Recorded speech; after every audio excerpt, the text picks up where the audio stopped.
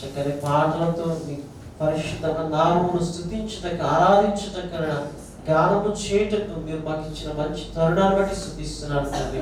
ఇప్పుడు వచ్చిన మీ బిడ్డల బట్టి స్తుతిస్తున్నాను తండ్రి. చదవబడిన లేఖన భాగం బట్టి స్తుతిస్తున్నాను తండ్రి.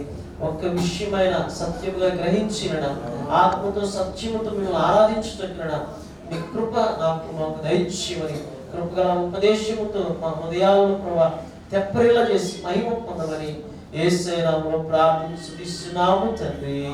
ఆమేన్. దయచేసి కూర్చున్నామండి. హల్లెలూయా, హల్లెలూయా.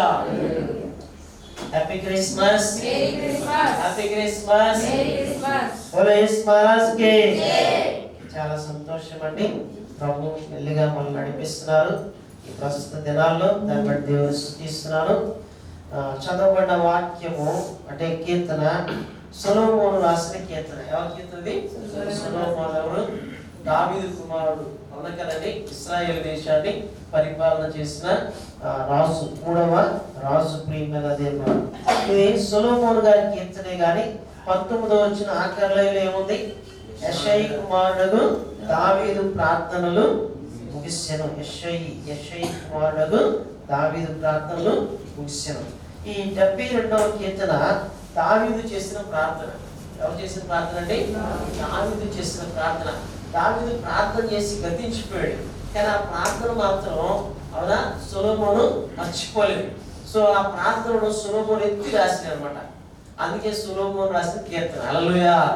చేసిందేమో సొలొమోను అంటాయి కదా, అవునా ప్రార్థన ఏమో దావీదు చేశాడు. ఎవరు రాశారండి? సొలొమోను రాశాడు. సో ఈ కీర్తనలో 2 ప్రాముఖ్యమైన అంశాలు గుర్తుపెట్టుకోవాలి. ఒకటి, దావీదు సొలొమోను కోసం ప్రార్థన చేశాడు, కానీ ఆయనలో ఉన్న ఆత్మ ప్రభు గురించి ప్రవచనాలు పలికించింది. ఎవరి గురించి ప్రవచనాలు? సొలొమోను గురించే ప్రార్థన, ప్రభు గురించే ప్రవచనం. 2 ఉన్నాయి అన్నమాట ఇందులో. ఏమన్నాయి? ఒకటేమో ప్రార్థన, రెండోది ప్రవచనం. అని చెప్పండి. రెండోది ఏంటి? ప్రవచనం అన్నమాట. సో చూడండి ఒకసారి 5వ వచనం. సూర్యుడు నిలిచినంత కాలము, చంద్రుడు నిలిచినంత కాలము, తరములన్నిటిలో జనులు యందు భయభక్తులు నిలుపురు. అది ఎవరి గురించి రాసింది? ప్రభు గురించి రాసింది. అవునా? సొలొమోను గారు 40 సంవత్సరాలు కొంతకాలం పరిపాలన చేసి గతించిపోయాడు. ఆయన గురించి అందరికీ తెలియదు. అవునా కదండి. ఆయన మహా అయితే కొంతమంది జ్ఞాపకం చేసుకుంటారు, కానీ అనుదినం ఎవరు జ్ఞాపకం చేసుకుంటారు? ప్రభువుని. ఎవరండి? ప్రభువుని. ఎవరు యందు మనుషులు భయభక్తులు కలిగి ఉన్నారు? సొలొమోనుగా, యేసుప్రభువారిగా? యేసుప్రభువారికి. ఈ మాట ఎవరికి వర్తిస్తుంది? యేసయ్యకి వర్తిస్తుంది. ఎవరికి వర్తిస్తుంది?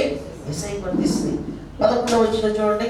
రాజులందరూ అతనికి నమస్కారము చేసేందుకు, అన్యజనులందరూ అతని సేవించారు. అన్యజనులందరూ ఎవరిని సేవిస్తున్నారు ఇప్పుడు?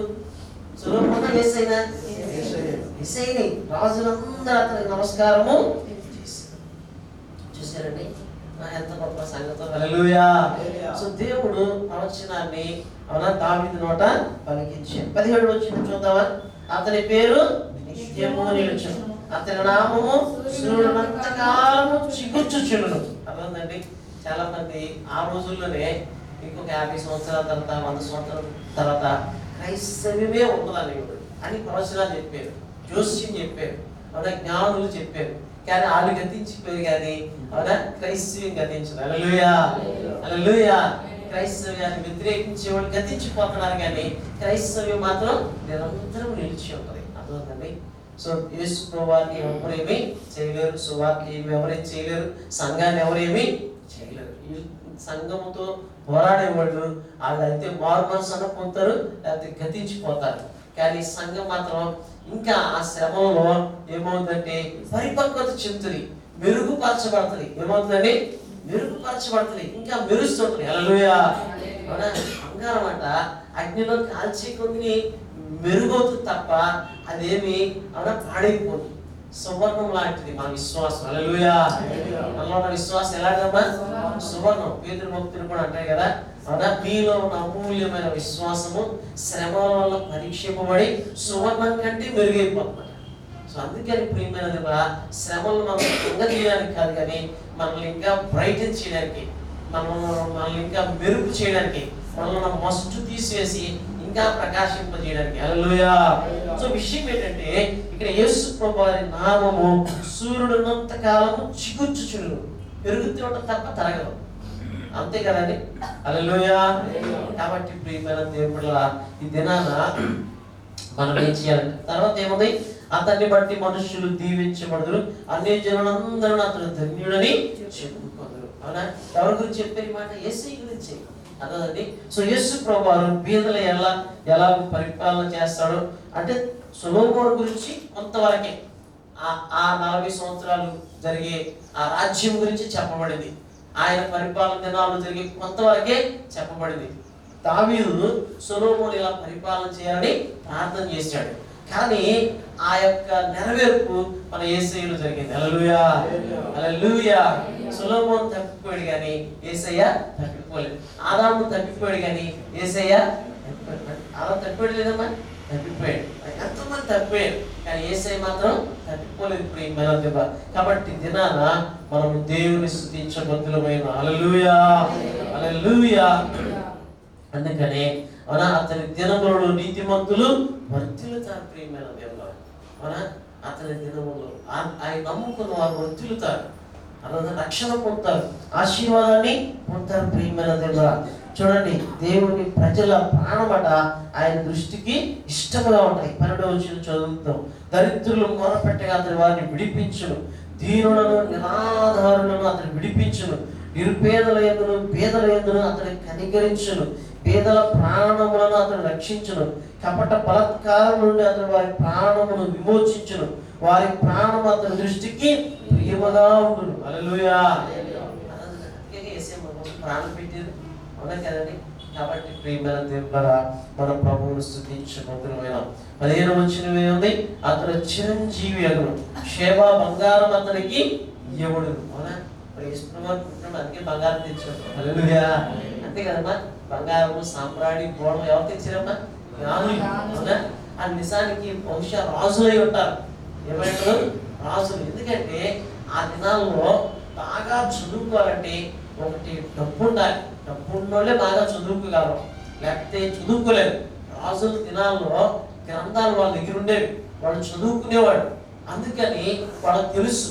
అందుకని వాళ్ళు ఏం చేశారంటే ఆ నక్షత్రాన్ని చూసి వచ్చారు. జ్ఞానులు ఇదివరకు చెప్పారు, రక్షకుడు పుట్టినప్పుడు అవునా తూర్పు దేశంలో ఒక నక్షత్రం పుడదని రాసింది. ఆ గ్రంథం చదువుకుని అమ్మో రక్షకుడు పుట్టాడని వాళ్ళు గ్రహించి ప్రభువును దర్శించడానికి కొన్ని వేల మైళ్ళు ప్రయాణం చేసి వచ్చారు. అవునా? బంగారము, సాంబ్రాణి, బోళము ఆయన కల్పించారు. హల్లెలూయా. అవునా కదండి. నిజంగా ఈ ప్రవచనాలన్నీ ఎవరు నెరవేర్చబడ్డాయి? యేసయ్యలో. అందుకే మన ప్రభువు ప్రవచన పురుషుడు. ఆయన యాదృచ్ఛికంగా పుట్టలేదు. ఎలా పుట్టలేదు? యాదృచ్ఛికం. యాదృచ్ఛికం అంటే ఏదో అనుకోకుండా పుట్టలేదు ఆయన.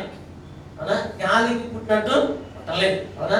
ఆదికాండం 3వ అధ్యాయం 15వ వచనం మొదలుకొని మలాకి గ్రంథం 4వ అధ్యాయం 2వ వచనం వరకు చూస్తే యేసు ప్రభువారి గురించి ప్రతి గ్రంథంలో ప్రవచనాలు ఉంటాయి. అలాగే ఆ ప్రవచనాల ప్రకారమే, లేఖనాల ప్రకారమే భక్తులు పౌలు గారు అంటారు, కొరింథీయులకు రాసిన మొదటి పత్రిక 15వ అధ్యాయం 3వ వచనంలో, నేను మీకు అప్పగించిన ఉపదేశమును మీకు ప్రకటిస్తున్నానని చెబుతూ అవునా లేఖనముల ప్రకారం క్రీస్తు పుట్టారు, లేఖనముల ప్రకారం క్రీస్తు చనిపోయారు, లేఖనముల ప్రకారం క్రీస్తు 3వ రోజున తిరిగి లేచారు. మన పాపముల నిమిత్తమే, మన నీతిమంతులుగా చేయడం నిమిత్తమే ఆయన ఇలా చేశారు. హల్లెలూయా. లేఖనాల ప్రకారమే, according to the word of God, according to the promises. అర్థండి. ప్రవచనాల ప్రకారమే, వాగ్దానాల ప్రకారమే అవునా యేసయ్య పుట్టారు. హల్లెలూయా. ఆయన మాట్లాడిన ప్రతి మాట లేఖనాల నుంచి మాట్లాడారు. అవునా కదండి. యేసు ప్రభువు శిలువలో కూడా ఆఖరికి మాట్లాడండి ప్రవచనాలే కదా. అంతకుముందు యేసయ్య గురించి అవునా అతడు అవునా తను ద్వేషించే వారి కోసం విజ్ఞాపన చేస్తానని రాస్తుంది. అవునా కదండి. యెషయా గ్రంథం 53వ అధ్యాయం. అవునా తండ్రి వీరేమి చేయించున్నారు, వీరిని అన్నాడు కదండి. తండ్రి నా ఆత్మ నీ చేతికి అప్పగించుకున్నాను. అది కూడా కీర్తనలో ఉన్న మాట. మన యేసు ప్రభువు వరకు పలికిన ప్రతి మాట ప్రవచనాల్లో మాటలే పలికారు. ఆయన ప్రతిదీ అన్నమాట, చిన్నది మొదలుకుని అవునా పుట్టింది మొదలుకుని అవునా, ఆఖరికి ప్రాణం పెట్టేంత వరకు, పునరుద్ధరణ తిరిగి లేచేంత వరకు, అవునా, అన్ని లేఖనాలు రాసి ఉన్నాయి. హల్లెలూయా. అందుకే మన యేసయ్య లేఖనాల ప్రకారం పుట్టారు, లేఖనాల ప్రకారం జీవించారు. లేఖనాలు ఏం చెప్పాయో ఆయన గురించి ముందుగా అలాగే జీవించారు. అర్థండి. 45వ కీర్తనలో అవునా కూడా ఆయన గురించి ఉంటుంది. 45వ కీర్తనలోకి రండి. 45వ కీర్తనలో మన మాటలు మనం చదువుదాం. మొదటి 4 వచనాలు చూద్దాం. ఒక దివ్యమైన సంగతిలో నా హృదయముగా పొంగుచున్నది. నేను రాజుల గురించి రచించిన దాన్ని పలికెదను. నా నాలుక త్వరగా వ్రాయి వారి కనువలే ఉన్నది. నరుల కంటే నీవు అతి సుందరుడువై ఉన్నావు. నీ పెదవుల మీద దయారసము పోయబడి ఉన్నది. కావున దేవుడు నిత్యము నిన్ను ఆశీర్వదించును. సూర్యుడా, నీ కత్తి మొరను కట్టుకొను. నీ తేజస్సును, నీ ప్రభావమును ధరించుకొను. సత్యమును వినయముతో నీతిని స్థాపించుటకు నీ ప్రభావమును ధరించుకుని వాహనమెక్కి బయలుదేరు. హల్లెలూయా. అవునా, ఒక దివ్యమైన సంగతి. దివ్య అని పేరు పెట్టుకుంటాం. దివ్య అంటే పరలోకం. అడగండి, ఏంటండి? దివ్యమైన సంగతి అంటే పరలోక సంబంధమైన సంగతితో ఆయన హృదయం అంటే ఉప్పొంగిపోయిందట. ఆయన ప్రార్థన చేసుకున్నప్పుడు, దేవుని సన్నిధిలో కనిపెడుతున్నప్పుడు ప్రభువు గురించి, రాజుల గురించి రచించిన దాన్ని నేను పలికెదను. ఎవరి గురించి అట? రాజు. రాజు అంటే ఎవరు? ప్రభు. హల్లెలూయా. ఏమనుంది? నరుల కంటే నీవు అతి సుందరుడు అయినావు. చూసిన ఆయన్ని దర్శనంలో, నరుల కంటే అతి సుందరుడు లేదు అంతే. 10,000 మందిలో ఒక్కడు కూడా ఆయనతో పోల్చలేము. అంత సుందరుడు. హల్లెలూయా. నరుల కంటే నీవు అతి సుందరుడు అయినావు. నీ పెదవుల మీద దయారసం పోయబడి ఉందట. ఏం పోయబడి ఉంది? దయారసం పోయబడి. అందుకనే మనం చదువుతాం, అతని దయగల మాటలకు వారు ఆశ్చర్యపడి. ఒక వార్తలు ఉంటాయి 4:16. అవునా కానీ అతని దయగల మాటలకట ఆశ్చర్యపడేవారు. ఇంత ఆయన మాటలు ఏముండేదట? అయ్యా, మన మాటలో పట్టుకుతాను, అవునా, వ్యంగ్యము లేకపోతే ఇంకేమో ఉంటాయి. అవునా కానీ కానీ యేసయ్య మాటల్లో అవునా, అతని దయగల మాటలకు వారు ఆశ్చర్యపడ్డారు. లోక 4:22లో ఆ మాట మనం చదువుకోవచ్చు. కాబట్టి యేసు ప్రభువు వచ్చింది సత్యమును వినయముతో కూడిన నీతిని స్థాపించడానికి. ఎలా స్థాపించారు? సత్యము వినయముతో కూడిన నీతిని. యేసయ్య కత్తి పట్టుకోలేదు. అవునా కానీ వాళ్ళు పట్టుకున్నారేంటి యుద్ధం చేయడానికి? అవునా, మాట రాశారేంటి? రాయలేదు. అవునా కదండి. కానీ ఆయన నీతిని స్థాపించారు. హల్లెలూయా. అవునా, ఆయన ప్రియమైన దేవుడా, అవునా, జీవితమే గొప్ప మాదిరి. కాబట్టి ప్రియమైన దేవుడా, నేను ప్రభువుని ఎందుకు ఆరాధించాలంటే ఆయన లేఖనాల ప్రకారము పుట్టారు. అవునా, చరిత్రకారుడు. ఏంటండి? పుట్టక మునిపే చరిత్ర ఉన్న దేవుడు ఆయన. ఏంటైనా పుట్టక మునిపే చరిత్ర వ్యక్తి ప్రపంచంలో ఒక్కడు కూడా లేరు నాకు తెలిసి. పుట్టక మునిపే చరిత్ర ఉన్నాడు ఒక్కడు కూడా లేరు. యేసు ప్రభువు గురించి రాసుకుని భక్తులు కొంతమంది, అవునా, బాప్తిస్మ యోహాను, అనగానే యోహాను గురించి కూడా అవునా ముందే ప్రవచనాలు ఉన్నాయి. వాళ్ళ గురించి 1-2 మాటలు. అవునా కదండి. కానీ యేసు ప్రభువు గురించి ఆదికాండం నుంచి ఉంది. హల్లెలూయా. అవునా కదండి. కాబట్టి ప్రియమైన దేవుడా, మన ప్రభువు అవునా ఏంటండి? ఆశ్చర్యకరుడు. ఏంటండి? ఆశ్చర్యకరుడు ప్రియమైన దేవుడా. కాబట్టి మనం దేవుని స్తుతించ భక్తులమై ఉన్నాం. ఆయన నిత్యం ఉండే రాజు. ఆయన రాజ్యము శాశ్వతమైన రాజ్యం. మరి దగ్గరికి దూత వచ్చి మాట్లాడుతుంది. అవునా, అతని రాజ్యము తరతరంలో ఉంటుంది. ఎన్ని రోజులు ఉంటుంది? తరతరంలో ఉంటుంది. సూర్యుడు ఉన్నంతకాలం. సూర్యుడైనా గతించిపోతాడు కానీ ఆయన మాటలు గతించు, ఆయన రాజ్యము గతించదు. కాబట్టి ప్రేమ ఆ రాజ్యంలో నీవు ఉన్నావా లేదా? అవునా అనే ప్రశ్న. అలా చిన్నపిల్లలు పాడుతారు కదా, దేవుని రాజ్యం గురించి పాట పాడుతూ ఏమంటారు? ఆ రాజ్యములో నీవు ఉన్నావా, ఆ రాజ్యంలో నేను ఉన్నాను అని పాడుతూ ఉంటాం. అవునా కానీ ఆ రాజ్యంలోని దేవుడు వాళ్ళు పిలిచాడు. ఎక్కడ పిలిచాడమ్మా? చర్చికి పిల్లలేదు. చర్చికి రావడం గొప్ప విషయం కాదు. దేవుని దగ్గర రావడం గొప్ప విషయం. దేవుని రాజ్యంలోనికి వెళ్ళడం గొప్ప విషయం. హల్లెలూయా. ఉందండి. కాబట్టి ప్రియమైన దేవుల ఈ దినాన మన రాజును స్తుతిద్దాం. ఈ రాజు అతి సుందరుడు.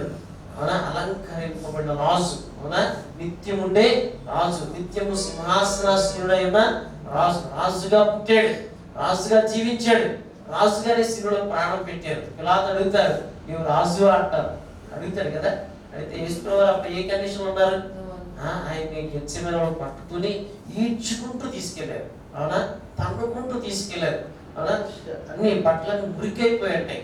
ఆయన పట్టుకున్న తర్వాత సంఖ్యలు వేశారు. ఏం చేశారమ్మా? పారిపోతాడని సంఖ్యలు వేశారు అనమాట. అవునా? ముద్దాయిలాగా నిలబడ్డాడు, నేరస్తులాగా నిలబడ్డాడు, మౌనం ఉన్నాడు. అన్ని మాటలు సమాధానం చెప్పలేదు. పిలాతు అడిగిన ఒక మాటకు మాత్రం సమాధానం చెప్పాడు. అవునా? ఏంటంటే నువ్వు రాజు అంటే నీవు అన్నట్టే. మనమైతే ఇంకేం రాజు విడిపిస్తే ఏదన్నా అవునా బస్ స్టాండ్లో బఠానీలు అమ్ముకుని పోతుందని అంటాం. కానీ ఆయన ఏమన్నాడు? నీవన్నట్టే. అవునా? ఈస్ కింగ్ అంతే. హల్లెలూయా. అవునా? మన ప్రభు ప్రియమైన నిరంతరము రాజై ఉన్నాడు. అవునా? ఆయన సర్వాధికారి అయిన దేవుడై ఉండి నిరంతరము స్తోత్రార్హుడై ఉన్నాడు. హల్లెలూయా. ఆయన నిరంతరము రాసే అర్థండి. జ్ఞానులు ఎంత జ్ఞానం అండి. అవునా? ఆయన ప్రభు అని రాజుని గుర్తించి ఆరాధించారు. అందుకే యేసు ఎవరో గ్రహించగలిగిన నిజంగా జ్ఞానులు. అవునా? కానీ జ్ఞానం గల వాళ్ళకి యేసు ప్రభువులు అర్థం అవుతారు. జ్ఞానం యేసయ్య రాజుని నీవు నేను కూడా సాగిలపడి నమస్కారం చేస్తే మనం కూడా జ్ఞానుల లిస్టులోకి ఎక్కేస్తాం. హల్లెలూయా. అలా దేవుని ఆరాధించట్లేదంటే నువ్వు జ్ఞానివి కాదు, జ్ఞాని అనుకునే అజ్ఞాని. ఏంటంటే చాలా మంది ఉంటారు, మా అంత జ్ఞానం లేదు, మాకు అన్నీ తెలుసు అనుకుంటారు. నిజంగా జ్ఞానులకి అన్నీ తెలియవు, కానీ అజ్ఞానులు మాత్రం అన్నీ తెలుసు అనుకుంటారు. జ్ఞానులకి అన్నీ తెలియవు, తెలియాల్సినవి తెలుస్తాయి. కానీ అజ్ఞానులకి అవసరం లేనివి కూడా తెలుస్తాయి. మనకి ఎందుకు అవసరం లేనివి? అవునా? కానీ జ్ఞానులకి అవసరమైనవి కొంతైనా తెలిసి ఉంటాయి. హల్లెలూయా. హల్లెలూయా. కాబట్టి మనము ప్రభు గురించి తెలుసుకోవడం, దేవుడి గురించి తెలుసుకోవడం అది జ్ఞానం. హల్లెలూయా. కాబట్టి యేసయ్యే రాజని, ప్రభువని, దేవుడని, రక్షకుడని మనం గ్రహించి ఆయనకి ఆరాధన చేద్దాం. లేచి నిలబడండి, లేచి నిలబడండి, లేచి నిలబడి దేవుని స్తుతిద్దాం. Hallelujah. Hallelujah. Hallelujah. Thank you Jesus. Thank you Jesus. Thank you Jesus. ప్రభువును స్తుతించండి, ప్రభువును స్తుతించండి, ప్రభువును స్తుతించండి, ప్రభువును స్తుతించండి. ఈ రాజు నీ ప్రభువు, అతడు నీ సౌందర్యమును కోరినవాడు, అతనికి నమస్కారం చేయి. హల్లెలూయా. ఎవరికి నమస్కారం చేస్తున్నావు? దేనికి నమస్కారం చేస్తున్నావు? దేనికి నమస్కారం చేయాలి? ప్రభువుకే నమస్కారం చేయాలి. ఆయన యుగయుగము ఉన్నవాడు, తరతరము ఉన్నవాడు, ఆయన భూమి ఆకాశము పుట్టములపై ఉన్నవాడు, తరతరాలలో యుగయుగాలలో ఆయన దేవుడు. ఆయన మన కోసం రిక్తుడిగా, దాసుడిగా మానవ శరీరాకారం ధరించి, పాప శరీరాకారం ధరించి పాపము లేనివాడిగా పుట్టాడు ఆయన. హల్లెలూయా. హల్లెలూయా. హల్లెలూయా. హల్లెలూయా. ఆయన సామాన్యుడు కాదు ప్రియమైన దేవుడా. ఆయన సామాన్యంగా కనిపించాడు. నేను నీ పోటీ వాడని నీవు అనుకుంటున్నావు. ఆయన మనలాంటి వాడు కాడు, నరుల కంటే అతి సుందరుడు. ఆయన భీకరుడు, ఆయన ప్రభావం భయంకరమైంది. భయంకరమైందంటే చెడ్డదన్నట్టుగా మాట్లాడుతుంటాం. చెడ్డది కాదు, ఊహించలేనంత, చూడలేనంత భీకరమైనదన్నమాట. భయం పుట్టించేంత మహిమది. రాజులట మునిగిపోతారట. ఎంత భక్తులైనా సరే మునిగిపోతారు ప్రభావం చూస్తే. సాగిలపడాల్సిందే. మోషే సాగిలపడ్డాడు. యోహాను భక్తుడు యేసు ప్రభువుతో 3.5 సంవత్సరాలు ఈ లోకంలో చెట్ట పట్టలేసుకుని తిరిగాడు, కానీ ఆయన ప్రభావం చూసిన తర్వాత సచ్చిన వారి వలె పడ్డాడు. యేసు ప్రభువు రూమున ఆనుకున్న వ్యక్తి అవునా భూమి మీద ఉన్నప్పుడు యేసయ్య పరలోక మహిమ చూసిన తర్వాత సాగిలపడిపోయి భయపడిపోయి సచ్చిన వారి వలె పడ్డాడు. యేసయ్య మహిమ తెలిస్తే మనం అసలు చచ్చిపోతాం. అంతే, చచ్చిపోయినంత పరిస్థితి వస్తుంది. కానీ చచ్చిపోవని చెప్తున్నాను, కానీ అలా అంత మహిమ ఉందని చెప్తున్నాను. హల్లెలూయా. హల్లెలూయా. హల్లెలూయా. హల్లెలూయా. ఆయన ఎవరో తెలియక ప్రజలు ఇష్టం వచ్చినట్టు మాట్లాడుతున్నారు. మన ప్రభు ప్రియమైన దేవుడు, గొప్ప దేవుడు. అందుకే ఆయన వచ్చినప్పుడట భూజనుడు ఆయన చూసి రొమ్ము కొట్టుకుంటారట. అలాంటి పరిస్థితి నాకు మునిపి మనం ఆయన ఎరిగి ఉండడం గొప్ప ధన్యత. కాబట్టి నోరు తెరిచి నువ్వు జ్ఞానివైతే దేవునికి ఆరాధన చేయి. జ్ఞానివైతే నోరు తెరిచి చప్పట్లు కొడుతూ హృదయమును సమర్పించుకుంటూ మనస్సంతటితో దేవునికి ఆరాధన చేస్తాం. హల్లెలూయా హల్లెలూయా హల్లెలూయా హల్లెలూయా. థాంక్యూ చప్పట్లు కొడుతూ దేవుని స్తుతించు. రాజా రాజా